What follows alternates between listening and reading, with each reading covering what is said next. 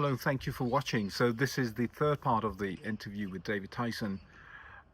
So we pick from where we left in part two, where they've captured Mazar-i-Sharif, and David goes on to details about what happened after, and then delves into the events leading up to uh, that bloody uprising at Kalai-Jangi.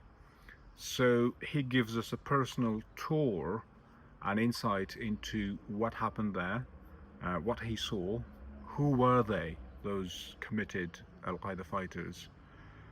And of course, he was one of the two CIA men who were to interrogate them. And so he gives us his personal story of that events, of the events that unfolded, and how did he survive. So he gives us a human story, human insight as to what did he do, how did he do it, and what were the long-term impacts on him, and his own personal reflections on Afghanistan, the Taliban, and great stories of his dealings with Dostum, and all of those things are packed into this third part. I'm so grateful for your support. So if you like what I'm doing, if you like this podcast, do support us, do share on your social networks, like, comment, subscribes. All of those things are really helpful in getting Afghanistan stories reach more people, because now more than ever we need Afghanistan stories to be heard and to be understood. Thank you. On 25 November in the morning, Mike and I went out to the Kalai-Jangi, the fort, and started that process by which the prisoners were brought out of a building, disarmed, and their turbans were wrapped around their arms in the back, and they were sort of subdued and brought out and laid out into a field where they sat. And it was our job, Mike and myself, as well as the Afghan intelligence officers who were there, to question them and to get their information and documents.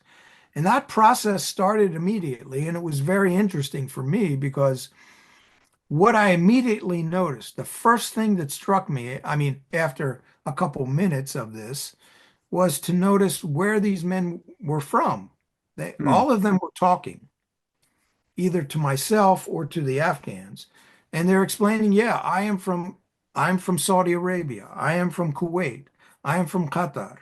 I am from Algeria. I am from Indonesia, Philippines, Dagestan, Chechnya, Azerbaijan, Uzbekistan, Kazakhstan, Kyrgyzstan, Tajikistan, all the Arab countries, Turks from Turkey, Turks from Germany. You had white guys that looked like me. Where are they from? And some of them aren't talking. One guy claims to be a Kashmiri.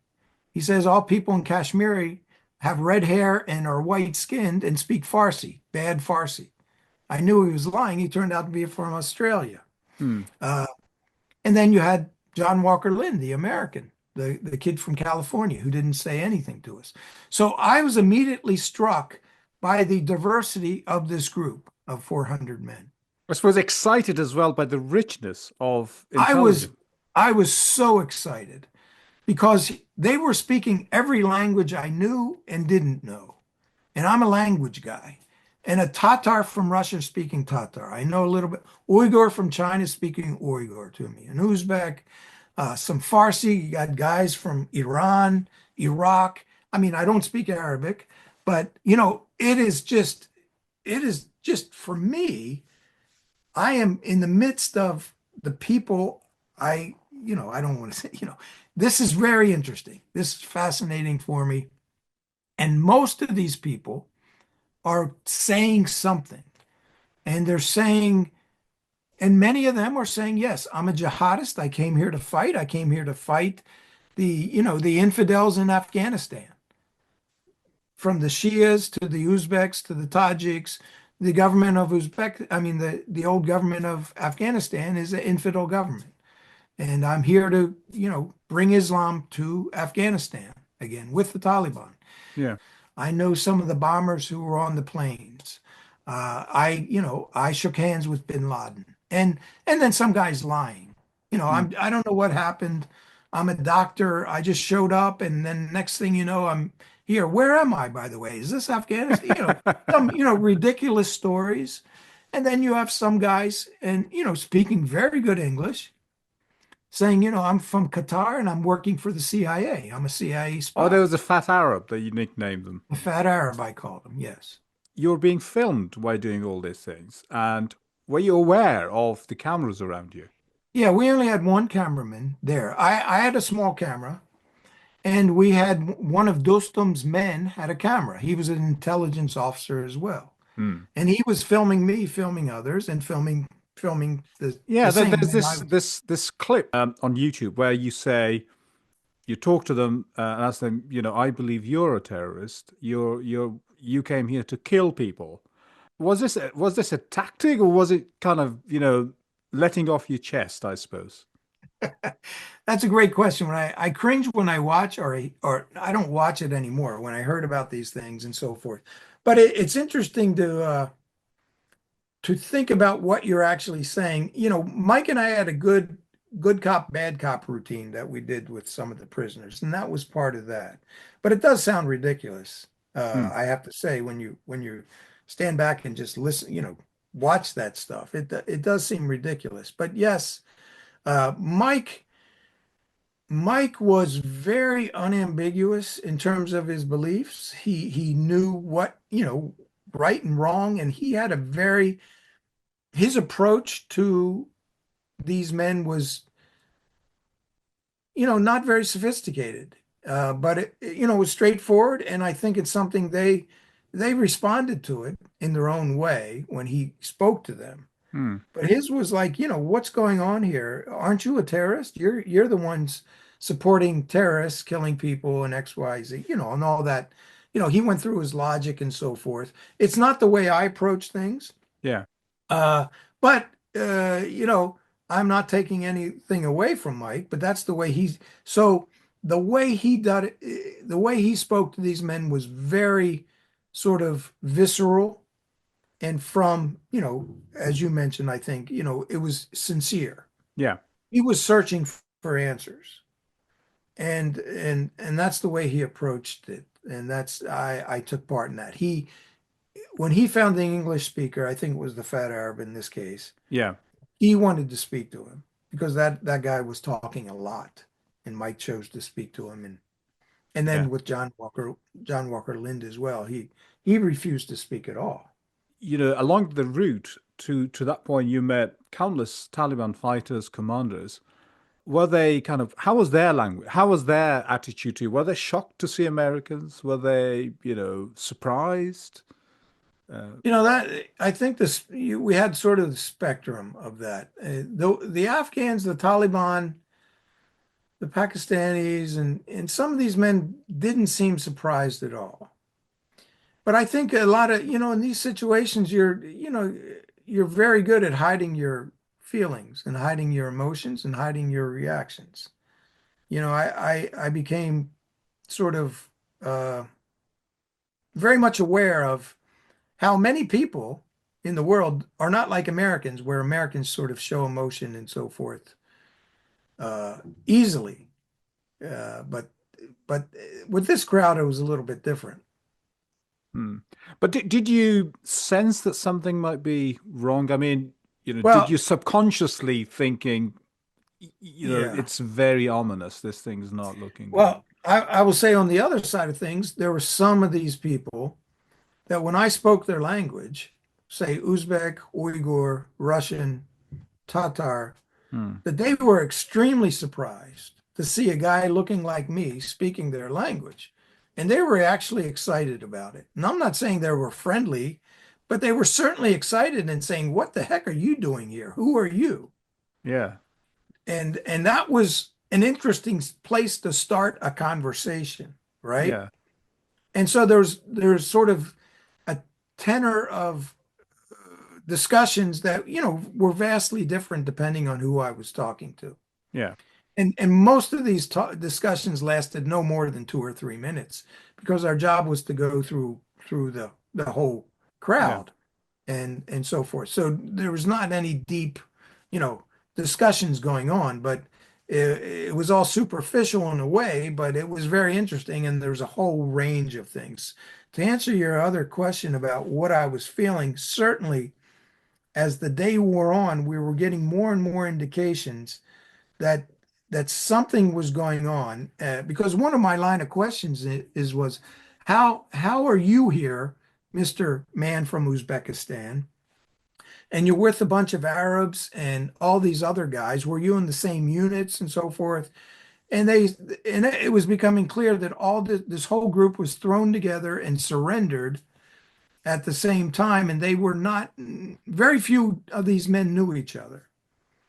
So it was just this sort of mishmash of people, and some of them said the night before, which we understood to be true later on, the night before there was discussion as to what to do the next day in terms of fighting, and some of the men could not understand the languages that were being spoken. So it was clear to some of these men, or many of them, that something was going to happen today, and that there was going to be an uprising. Uh, in hindsight, that's what I understand now. So we're getting these sort of indications of this throughout the morning, and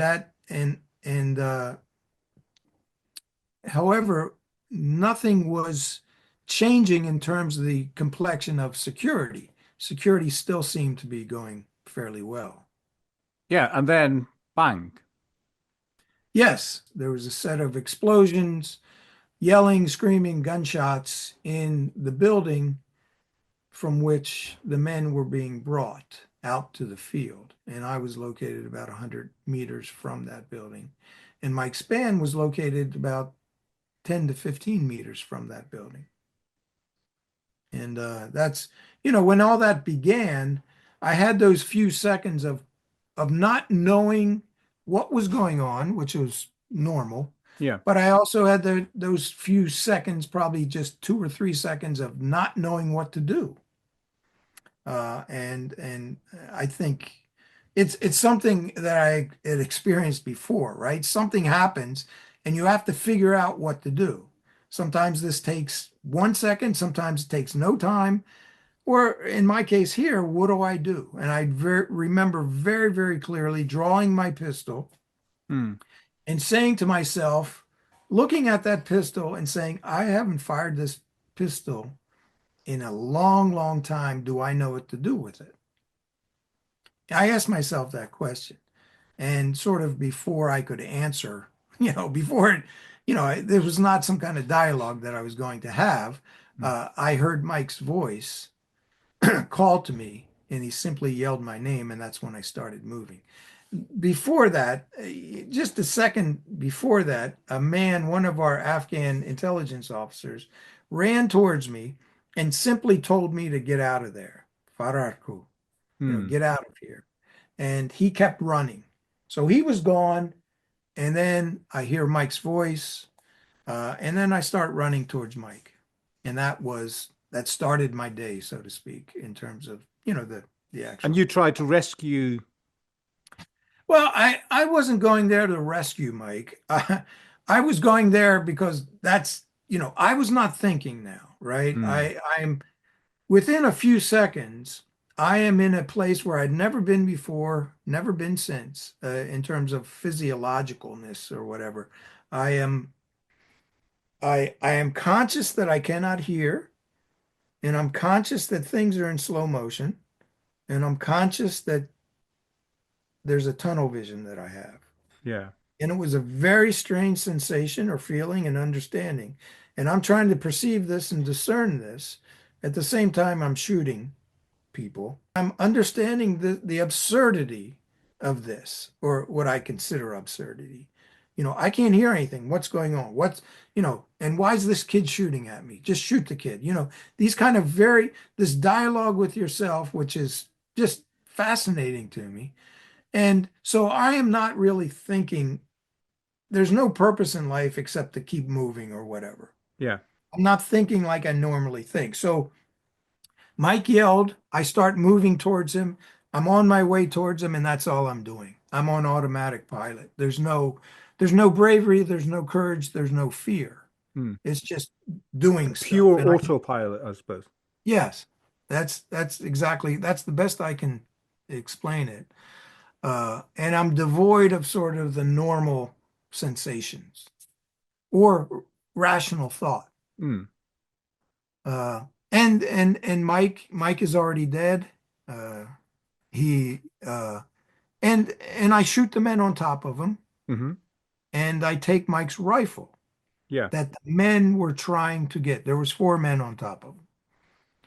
And I take Mike's rifle, and I remember very, very clearly, even today, saying to myself, remember in training, they told you to click it twice from the safety position down to semi-automatic. Because if you get it on the middle position, automatic, it's going to fire all over the place, and you use up all your bullets and you don't do anything, right? Yeah. It is very basic stuff from years ago, the training that I had. So I remember clicking it and starting to fire with it. At the same time, I had my pistol. Yeah. And And he had an inscription on it, the pistol. oh yeah, the serial number, right? Yeah. Yes. Yeah. And it ended with 007. People point that out, yes. Yeah. So, you had to kill your way out of that Yeah, situation. yeah, yes. And there are And that, cameras above you. well, these cameras, we have to understand that the fort is a very big fort. I am down in the southern compound where all the prisoners are for 18 minutes, Mhm. approximately. And when I get out of that southern compound, I do escape, Yeah. and I get to the northern compound. That's where the cameras are of the journalists. Yes. And up to that point, there had been no journalists, no foreigners, no people outside Mm. of our cocoon of Afghan fighters and our team and the Green Berets. So and I am just stunned to see the cameras and stunned to see these other foreigners up there. Again, I had not seen these people or known their existence until I get there after going through this thing down in the southern compound. So these guys start asking me questions, and I'm just answering. I don't really remember answering. I mean, I remember answering, but they're making, the questions are, I'm trying to be, I don't want to say I'm a CIA guy, Yeah. but I forget what I said, but it's not really making sense. And I have these two weapons. I have the rifle and the pistol. And, at that point, that sort of physiological state that I had been in down in the southern compound is gone now, and I start to become normal again. And I start asking myself questions, not only who are these guys, but what just happened down there? Hmm. And, the most important question, or the most significant one, I guess, is Mike really dead? Yeah. And that took, a few seconds to I rebooted, I guess. And I started shaking and so forth, and then gathered myself, and then started to try to deal with my current situation. But I mean, did you have I don't know if it's the right way of putting. I mean, to get yourself out of there alive, how many people did you have to kill? Well, I don't know. I still remember very clearly shooting, certain individuals with the rifle or the pistol. I shot 5 magazines of 9mm pistol, 15 rounds each magazine, Hmm. 75 rounds. Yeah. So and these are all very, very close quarters. I'm not shooting far away. I'm shooting Yeah. people, 5 meters or closer. And I'm only shooting people who are coming after me. Yeah. I'm not sitting there trying to take care of this problem. I'm Yeah. just Yeah. trying to get out of there because these men are attacking me, Hmm. most of whom, or many of whom, have no real weapons. Some are still tied up, and they're chasing me, headbutting me, and so forth. Just the strangest, and that when this is happening, I am questioning the whole experience, saying, "Why are you doing this?" And I'm not sure, I have this sort of dialogue with myself saying, this is a strange thing that all these men are trying to kill me without weapons, some of them. So I'm shooting them, I'm running, I'm not shooting others. And, I'm changing magazines, which I'm sure anybody can, understand might be a difficult proposition in these. I have a rifle and I have my pistol and I'm changing magazines and I still don't recall the mechanics of all this, but I do remember episodes when I drop the empty magazine, I say to myself, don't pick it up. I put the other magazine in and so forth. The story of Qala-i-Jangi is very well told, and we'd had the previous interview with Toby Harnden, and his book is just incredible in detail. And the events after that, we all know what happened, and I don't want to take all your time talking about those things. But on the human level, what did Kalai do to you as a person? That's a very good question. But, I can't, it's hard to me to remember a time when Kalai Jangi was not part of who I am. It's been Mm, 20 some years now. yeah, I don't think I've fundamentally changed, but I'm sure I have. And some of these changes I don't know would, I assume they would have come about naturally just because of aging. I'm yeah, in my 60s now. I have a greater appreciation, obviously, now than I used to about life and so forth, and understanding, trying to understand things, and that day, and that deployment. I mean, it was a deployment and day or series of days in which there was a lot of bloodshed, a lot of things, bad things happened to people. There was a lot of heroism. The Afghans who fought with us, uh, the other Americans, Mike Spann's sacrifice. He was a father, a son, a brother. His sacrifice, the loss that his family has is forever. And, that's sort of, that's the American side of things. We lost so many good Afghan men mm, in that period. People that we were close to or I was close to.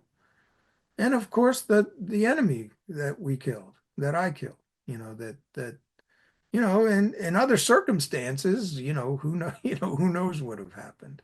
So all those sort of philosophical questions come about. I certainly don't hold, I am not emotional. I have no hatred towards any of these people. Even back then, I don't think I had any hatred. Uh, I was amazed at how the Afghans, the brutality of the Afghans and their hospitality and so forth. I'll just say that the the the biggest thing that I think I learned there was how we as Americans, our life is so different than that of other people. I mm, mean, that's a basic sort of truism, right? But uh, you know, I the complexity of that place, the situations that we were in, they sort of defy a logic and so forth, and defy anything that our experience, gets us ready for. And that's what I remember, not the most, yeah, but when you ask how was it, it's, how do I describe something that's almost indescribable? How do I convey the how do I convey the pain, fear, and suffering that I experienced while just riding a horse with these men? That yeah, was just terrible, right? yeah, It was incredible. All these things, and it's just compressed into an intense period, mm, intense relationships, intense activities, and so much happening at once that how much is computing? How much do we really understand? Again, I don't want to get too philosophical here or whatever you want to call it, esoteric, but a lot of that, you know, uh, I think of a lot of that today. yeah, And, I especially think of the people, both the Afghans, the Americans, and the enemy that I sort of got to know, and I wonder about them. I think about them. And what, I suppose, what judgment have you arrived at about Afghanistan? Well, I guess the number one thing is, we have to be very careful when we go into a place and claim that we know what's best, and you know we think we know what our interests are as a country, right, in Afghanistan. And I think we should follow those things to the letter, so to speak, and Mm, not deviate and get into things that we just don't know what we're getting into, or really care, or we don't have the wherewithal to understand or to remedy, if that's our purpose, right? We went into Afghanistan to basically neutralize al-Qaeda. Some people would say to wreak vengeance on al-Qaeda. But what happened? We stayed for 20 some years, and that's not what we ended up doing. We ended up trying to fundamentally change a society and a country. We inserted ourselves into a civil war with other actors, obviously, and tried to fix it in whatever image we wanted to fix it to. mm. And that's a fool's errand to begin with. And I think everybody would agree that is. But it's amazing to see how foolish people can be, or governments can be, in the midst of all this. So we sort of went into Afghanistan with a very simple and straightforward plan that when we were victorious, we really didn't know what to do. And we let things take over. We didn't focus on our sort of narrow national interest. That's the way I view things now in terms of Afghanistan and other places. Before America inserts itself in a big way, especially militarily, we have to be very conscious of all these mistakes that will never inevitably happen. Um, and what would you say? I mean, what do you think of the Taliban? Uh, well, number one, and I'm not trying to, I'm just being sort of, I'm trying to be objective in a way. They are, for the most part, Taliban are Pashtun, or the Taliban movement comes out of the Pashtun experience. Most of the Taliban are Pashtuns, not all, of course. Uh, and it came out of a certain, you know, reality and desire and need that they had to fix something that they thought was wrong. They tried to impose it over the whole country, and it sort of failed. And I think it's still failing, but the Taliban were never monolithic, I don't think. And they aren't monolithic today. And the generations that come in the future, the young Taliban, will probably differ greatly from the current Taliban. And I just see, I don't think things won't stay the same in terms of the sort of makeup and sort of direction the Taliban take. I mean, the Taliban are being influenced by outsiders, by other actors, by internal things. You have the other ethnic groups of Afghanistan that you have to take into account. So, I mean, I'm not saying the Taliban is going to disappear anytime soon, but I do think the Taliban will will modify, eh, maybe not by choice, but just by circumstances. They'll change. I still do not see, and this is the Westerner in me speaking, I do not see how a country where 50% of its population is basically relegated to, to nothingness except to produce babies. I Mm, don't see how a country like that can sort of survive, or a government a regime like that. However, it's surviving now, right? mm, And it's moving on, and we have many other very sort of complex problems that that we, are like riddles. Why does this regime continue? Mm, And why, won't they, fall to the weight of, logic and reasonable behavior and humanity? And, that's not the way things work, obviously.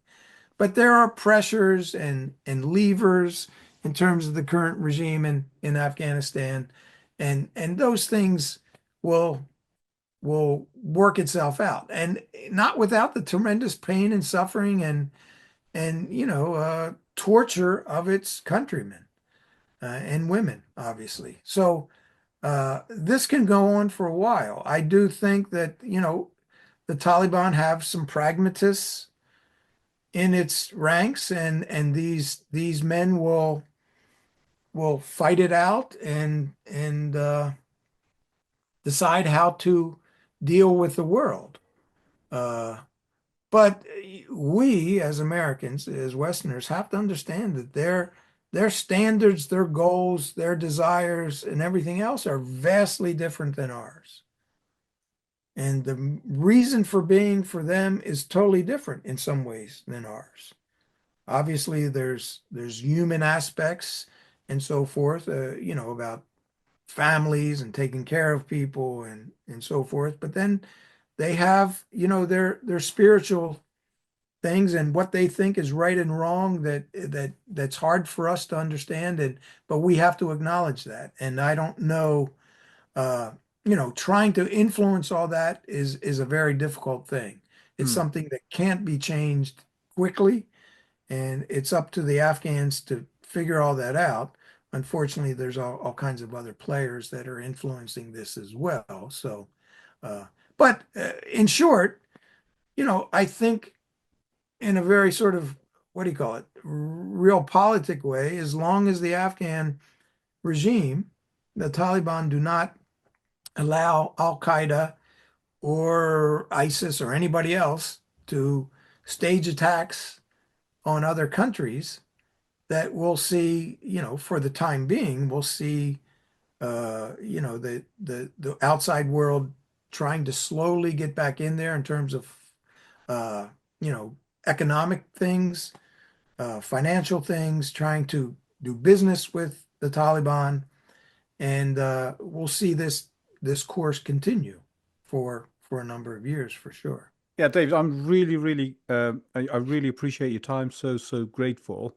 I don't want to hold you, for too long. I know you've been very, very generous already.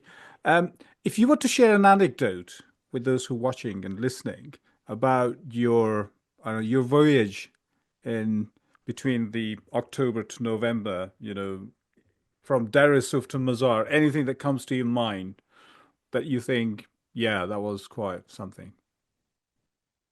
Well, I kind of like this one. Again, I'm very interested in the differences that separate us, and Yeah, in terms of understanding, trying to grasp the reality that somebody else is living, yeah. right? So here's one. We were dealing with a commander on the battlefield. It was one of these things we were talking about airstrikes. So I told this commander, and his interest was to charge the enemy position on horseback as soon as the bombs impact the enemy position, right? He wants to be on top of them. So he's very interested in the aircraft and what's going to happen. And I tell him 30 seconds to impact. And he nods. And I start counting backwards in Uzbek: 30, 29, 28. And he says, stop, stop, stop. What are you doing? And this is in the middle of this thing. I said, I'm counting. He says, you're counting the wrong way. You count one, two, three, four. So don't count backwards. Okay. So by now I've and and then I say, well, now we have about 15 seconds. And one of the guys next to him, he says, what's that mean? Is that soon or later? So they have the word sonia and daqiqa, Yeah, Sonia, minute and that, yeah, second, the minute and second. right? This is in Uzbek. It's not in, this is not a Turkic, Yeah, yeah, time yeah, is yeah. comes from somewhere else, right? And then we have like Saat and Baja for, Yeah, yeah. power, What time? Yeah, right? It dawned on me then, and I researched this with these commanders afterwards, that they did not know what daqiqa meant or Sonia meant. They did not even know what Baja meant or Saat. yeah. They had no concept of time like we had time. As they said, you got the watches, you Americans, but we Yeah, got we've the got the time. time. So these men, and I'm not saying but they had no Yeah. watches, and they never in their life had to understand or deal with what a second really meant, or a minute, or even an hour. Can you can now when you deal with people like that, trying to do different things, you have to take that into account that if they don't know what they don't know what standard things of time are, Hmm. maybe there's some other things that they also don't understand. Yeah. And maybe there's some things that they understand that you don't understand. Yeah. I mean, You know, apart from Dostum's brutal side, which is well documented, you know, people have told me that he's got a very good sense of humor as well. So have you got any of those? yeah, Dostum was extremely he had a great wit and great sense of humor. Hmm. He was always laughing and smiling, or he was ready to laugh and smile even after being angry. Yeah. I never witnessed him drinking. I knew stories about his drinking problem or whatever, but I witnessed his wit and his humor all the time. And he would always come in. We were there during, I think, a period of one of the fasts, Yeah, the Ramadan. Yeah. yeah. And he would always joke that he needed to have a special meeting with me to come and talk strategy. And of course, I'm not the team leader, but Yeah. he would come and sit with me and eat an MRE. Yeah. The One of Russians, the the army, military Russians. Yeah. yeah. And they're not very good Yeah. tasting. Uzbek palau and everything else is Yeah. Yeah. much better. And that was being served in some cases. But during Ramadan, he would always say, "Hey guys, I got to talk to Dawood. We have to make the strategy for the next day." He'd come in and he'd eat these MREs. He's asking me which one tastes better and which dish is better. And we have, there's pork and everything else, and he wants to taste everything. And he's just like, "Oh, that's good. That's shit." And but he'd come out, that was our strategy session. He'd leave, and then he'd come back later and try some other. The freeze-dried fruit was very interesting because you pour water over it and it becomes Fruit. fruity and sweet. He'd like that and so forth. And one time he bit, there's a heating element Yeah. Yeah. Yeah. he bit that thinking that that was edible, and I told him no, and so I enjoyed Dostum's sort of human behavior, Yeah. like a child almost. He was childlike in a way. And we all can be childlike, Yeah. but he was not afraid to show that to this American guy, right? He had this reputation of being this brutal boss and, chieftain and, but he was very human in front of his men Hmm. and in front of me. His ego was not something that he always tried to keep, you know. Some of the other warlords were like that. They had an ego, they had a thing, they couldn't show things and had to be always, they were always on, presenting themselves to an Atar, audience. for example. Yes. Yeah. But Dostum, no. Now, Dostum would become impulsive and enraged and do bad things. Yeah. I understand. But he also had that element that I was very endearing, which I remember. And he always spoke to me, as sort of a young guy who was, friends. And what makes you feel when you see him now, like living in exile again and, all bloated and Well, this is age. He was misunderstood and mistreated. And I don't mean to say that he's a great human being or anything. I mean, he did a great job with us. hmm, He was the perfect warlord. And what bothers me about his story is, and again, I don't want to forgive him. I'm not here to forgive what he supposedly did or really did prior to our deployment and after. But during our deployment, I think he was a very good warlord. And I don't say that cynically. He did what he served his interests and our interests at the same time, which were to defeat the Taliban and al-Qaeda on the battlefield. Mm. However, what happened afterwards is, to me, what do you call it? Tragic, Yeah. because we simply abandoned him. He needed somebody in his corner from our side to help him decide how to do things in terms of his personal behavior, in terms of his political behavior, and so on. And we simply abandoned him. Mm. Now, which, again, okay, he's an adult, but if we really cared about our interests in Afghanistan, we would have stuck by these warlords and tried to modify their behavior by simply being with them and influencing them.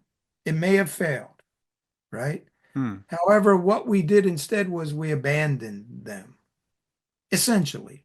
Mm. Maybe not wittingly, but we did.